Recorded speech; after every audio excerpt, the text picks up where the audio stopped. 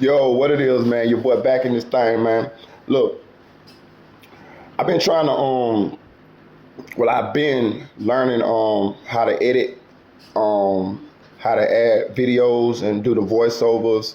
Actually, I stayed up all last night on Filmora and Audacity, and I pretty much got it. So y'all just lay around for them new videos that's gonna be coming. They're gonna have voiceovers. They're gonna have the videos of the people who I'm talking about in the videos, um, playing as I'm narrating over, you know what I mean, the videos that I choose to put as background visuals, you know what I'm saying? Because I know y'all get tired of seeing me, you know what I'm saying? Like, you know what I'm saying? I know y'all want to see some visuals, you know, a little bit more stuff. So I just want y'all to know I'm teaching myself, I'm learning as I go, and hey, I'm on it.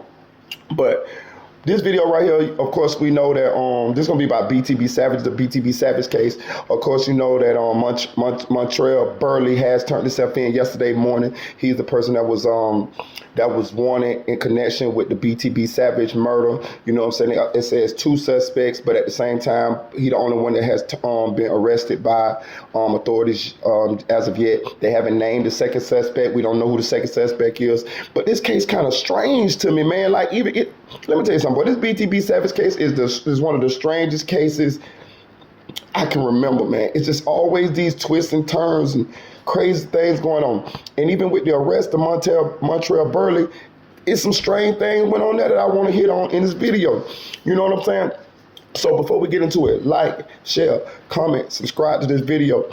Turn on all your post notifications. If you already subscribed and you ain't getting the notifications when I'm posting videos, do me a favor, unsubscribe and then subscribe right back, because YouTube be playing little funny games like that. And you know, hey man, we gotta do what we gotta do, man. But get me back in this algorithm though. But a couple things stood out. So what they said was, how about Montrel Burley? He rented the black Subaru, stole some license plates from another car, put it on a Subaru. I ain't gonna count. That was a good idea. I ain't gonna count. Hey, that was a good idea. And that's when he went to spinning, looking for BTB Savage. They say cell phone records show that he was in that area of the murder. You know what I'm saying? And pinging off the tower. So they know he was there. They even know that he was the passenger. Because I'm going to tell you something, some of these cell phone companies, they can even tell where you at in the vehicle. If you look at the YNW Melly case, that's how they're using him on the cell phone records to show where he was at in the case, to show whether, you know, he shot his best friends or not. But they saying they got tag readers in Texas that tracked the Subaru from the crime all the way back to Montrel's place where he lived. You know what I mean? The city where he lived. So, but they also stopped the Subaru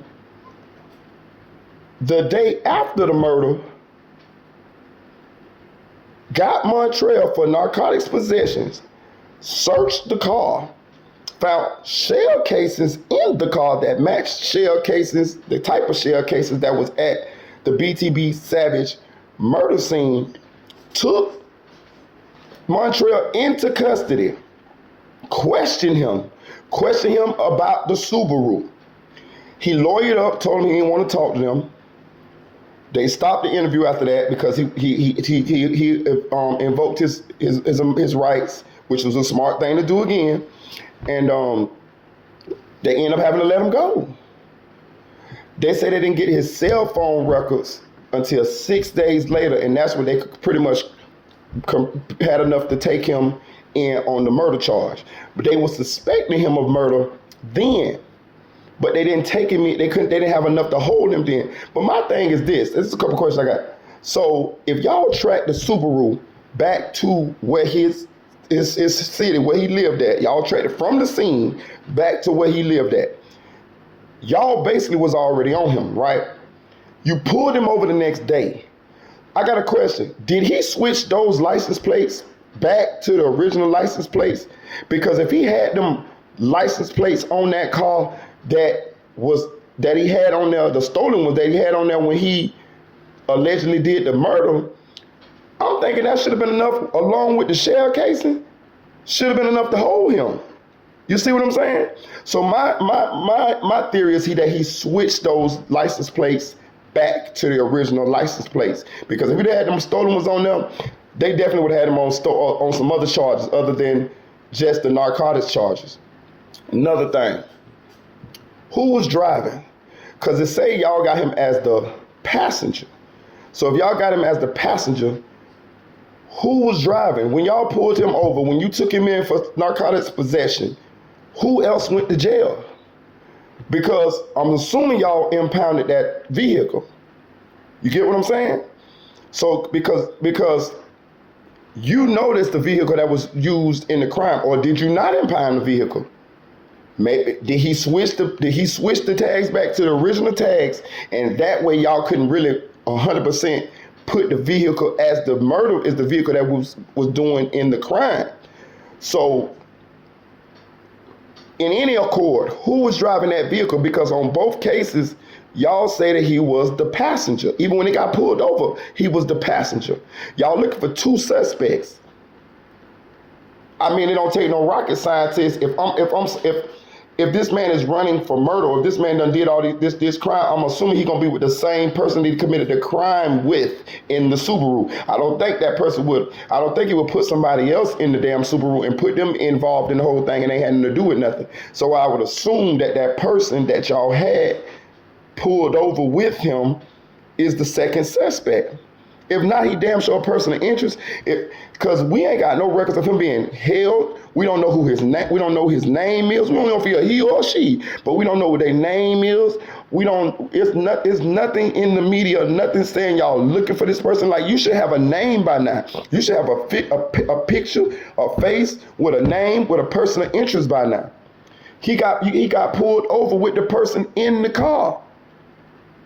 You done already established at this point now that the cell phone records got back, that he done turned himself in, that this guy is the guy that y'all got as the shooter, as one of the people that killed this man. Y'all don't want to talk to the person that was in the driver's seat of this vehicle with the fake tags on it from the stolen vehicle. You know, I don't know what they got going over there in Texas, man. But they got a lot of crazy stuff going on, man, because it just don't make no sense to me. Like, you already let this man go. You know what I'm saying? And I'm gonna tell you so too. Boy, I bet Montrel, boy, when they had him gaffled up, boy, I bet he was like, they got me. And then when they let him go, I bet he was like, ooh, boy, he should have tried to make a run for the border. And that's another thing. I'm sorry, y'all. Listen, rest in heaven to BTB Savage, rest in heaven to Omar Richardson. But I ain't turning myself in on no murder. I'm sorry, not me. I'm not doing it. I'm running till the wheels fall off. Like, I don't know what this guy thinking. Like, bro, they got enough evidence on you right now, bro. They got the shell casings. They got you inside the Subaru. They got the cell phone records, the cell phone tower records that's putting you at the scene. Like, bro, that's enough right there, bro. For real. Like, that's enough right there, honestly.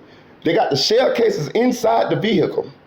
They got you on the scene because of the cell phone records, cell phone tower.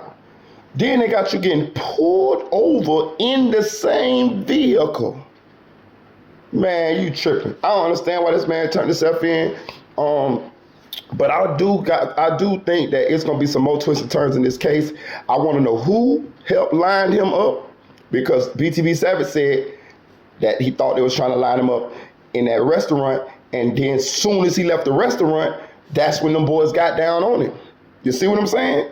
So evidently it was some correspondence, according to BTB Savage, from some people that he was supposed to be cool with and the ops. Because as soon as he left that restaurant, as we can see in those videos, that Subaru was right behind BTB Savage's car.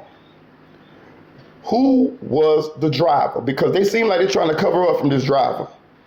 Nobody, the news, the police, nobody putting this driver out there.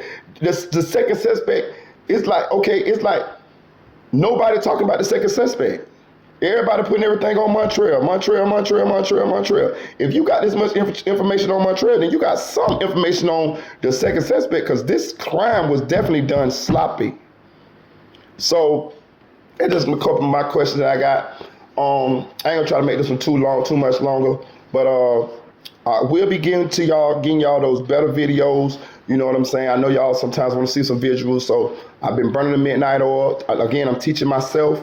You know what I'm saying? I'm proud of myself. Because I pretty much got it. I just got to learn how to, you know what I'm saying, do a couple more things that I want to do to make my videos a little bit more spotty. You know what I'm saying? But man, I've been here teaching myself how to do that shit. So, like, share, subscribe, comment to this channel. Cheers.